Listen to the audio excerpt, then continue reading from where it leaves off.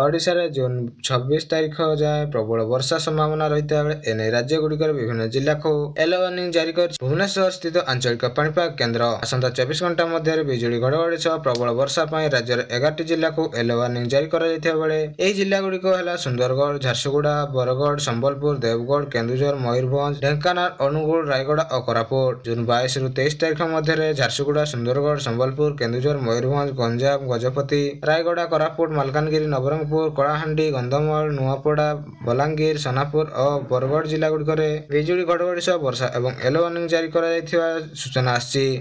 जून 23 रु 24 तारिख मध्य मयूरभंज, बालेश्वर, भद्रक, केन्द्रापड़ा और नगरसिंहपुर जिला गुड़िकर बिजुली घड़घड़ी सह वर्षा येलो वार्निंग जारी कर पाणीपाग केन्द्र।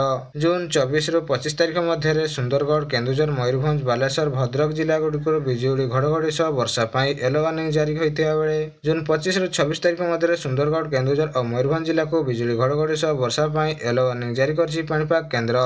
चलନ୍ତୁ नजर पकाइबा परवर्ती खबर उपरे। विमान दुर्घटना शताधिक लोकों जीवन जीवा परे एबे एयर इंडियन को तागिद करछि बेसामरिक विमान चलाचल निर्देशक डीजीसीए। गत शुक्रवार एयर इंडियन डीजीसीए एक बड़ कड़ा निर्देश जारी कर एहार 3 जन प्रमुख अधिकारी को दायित्व हटाइबाकू निर्देश देछि। से अधिकारी माने होचंती डिविजनल वाइस प्रेसिडेंट चुराहा सिंह, मुख्य परिचालन पिंकी मित्तल और कर्मचारी सूचीकरण योजनार अधिकारी पायल आरोरा। जून 20 तारिख रे डीजीसीए वर्तमान एयर इंडियन निर्देश देइथियंती जे नामित अधिकारी को समान वर्तमान कार्यक्षम भूमिका तुरंत बहिष्कार करा जाओ। एयर इंडियन समानकर विरोध रे अभ्यंतरीण श्रृंखलात कार्यक्रम अनुष्ठान आरंभ करने को निर्देश देथिया बेले विलंब न कर एही अधिकारी को विगत कार्यानुष्ठान आरंभ करा जिवा आवश्यक बोली एठारे उल्लेख होइछि एवं एही चिठी जारी हेबार 10 दिन मध्य एही कार्यालय एवं कार्यानुष्ठान फलाफल रिपोर्ट करा जिवो बोली डीजीसीए निर्देशक एथिरे लिखिछंती। चलंत नजर पकाइबा परवर्ती खबर उपरे।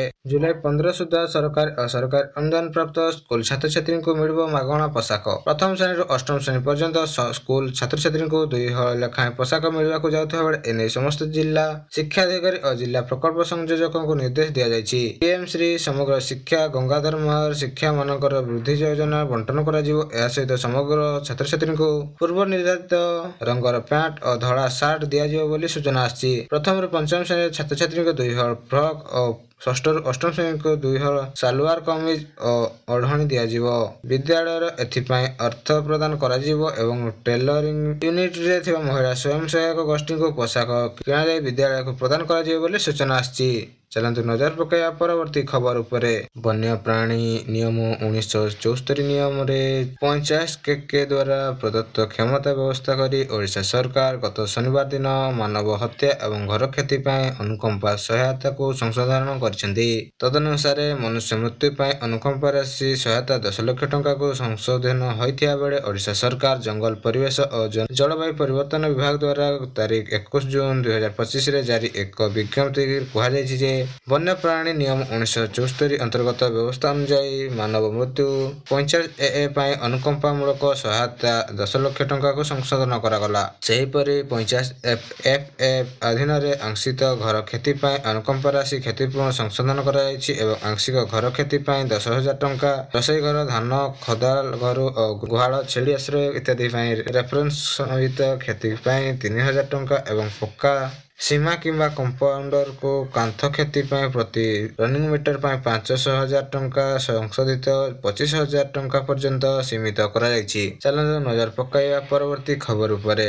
इजराइल ईरान विवाद, पाकिस्तान को ईरान पक्षर चेतावनी, तृतीय पक्ष सामिल हेले गंभीर हब परिणाम। इजराइल और ईरान मध्य चलता उत्तेजना को आकस्मिक रूप धारण करथिया बेले ईरान तार पड़ोसी देश पाकिस्तान को परोक्ष भाव में चेतावनी देछि। ईरान दूतावास डेप्यूटी मिशन जावेद हुसैन शुक्रवार यही मत रखिथिले। से कहिसेंती ईरान और इजराइल मध्य घटुथिबा विवाद जदि कौन तृतीय पक्ष एथिरे सामिल हुए तेबे सेमानकु गंभीर परिणाम भोगिबाकू पड़िबो।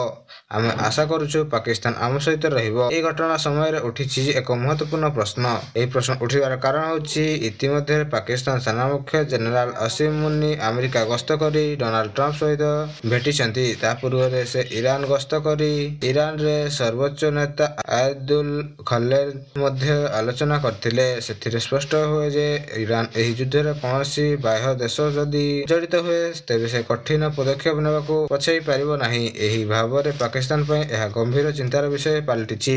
ଚାଲନ୍ତୁ ନଜର ପକାଇବା ପରବର୍ତ୍ତୀ ଖବର ଉପରେ। ବଢିଲା ଓମଫେଡ କ୍ଷୀରର ରେଟ୍। ଓମଫେଡ କ୍ରିମି ଓ ଟନ୍ କ୍ଷୀର ଦର ବୃଦ୍ଧି ହୋଇଥିବା ବେଳେ ବର୍ଦ୍ଧିତ ଦର। ଗତକାଲି ଓମଫେଡ କ୍ଷୀର ବଜାରକୁ ଆସିଛି।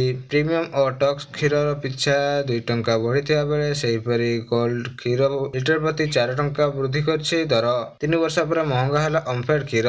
ଓମଫେଡ ଦୁଗ୍ଧ ଚାଷୀଙ୍କୁ ଲିଟର ପିଛା 3 ଟଙ୍କା ଅଧିକ ଦାମ ଦିଆଯାଉଥିବା ବେଳେ ଖାଉଟି ପାଇଁ ଓମଫେଡ କ୍ଷୀର ପିଛା 2 ଟଙ୍କା ମହଙ୍ଗା ହୋଇଛି। କ୍ଷୀର ଦର ବୃଦ୍ଧି ନେଇ ଓମଫେଡ ପକ୍ଷରୁ ସୂଚନା ଦିଆଯାଇଥିବା ବେଳେ ଗତକାଲିଠାରୁ ଏହି ବର୍ଦ୍ଧିତ ଦର ଲାଗୁ ହୋଇଥିବା ବେଳେ ନୂଆ ରେଟ୍ରେ ଓମଫେଡ କ୍ଷୀର କିଣୁଥିବା ଗ୍ରାହକ ଗତ 1 ତାରିଖ ସୁଦ୍ଧା ବିଶ୍ୱ ଦୁଗ୍ଧ ଦିବସ ଅବସରରେ ଓମଫେଡ ଦୁଗ୍ଧ ଚାଷୀଙ୍କୁ ଲିଟର ପିଛା ଅଧିକ 3 ଟଙ୍କା ଦେବାକୁ ଘୋଷଣା କରିଥିଲେ ମୁଖ୍ୟମନ୍ତ୍ରୀ ମୋହନ ଚରଣ ମାଝୀ। ଏଥିସହ ଖାଉଟିଙ୍କ ପାଇଁ ଲିଟର ପିଛା 2 ଟଙ୍କା ବଢିବ ନେଇ ଘୋଷଣା ହୋଇଥିଲା। ଜୁନ 13 ତାରିଖରୁ ଏହି ନୂଆ ଦର ଲାଗୁ ହେବ ବୋଲି କୁହାଯାଇଥିବା ବେଳେ ସପ୍ତାହ ବିଳମ୍ବରେ ଅର୍ଥାତ୍ ଗତକାଲି 21 ତାରିଖରେ ନୂଆ ଦର ପ୍ୟାକେଟ ବଜାରରେ ଉପଲବ୍ଧ ହୋଇଛି।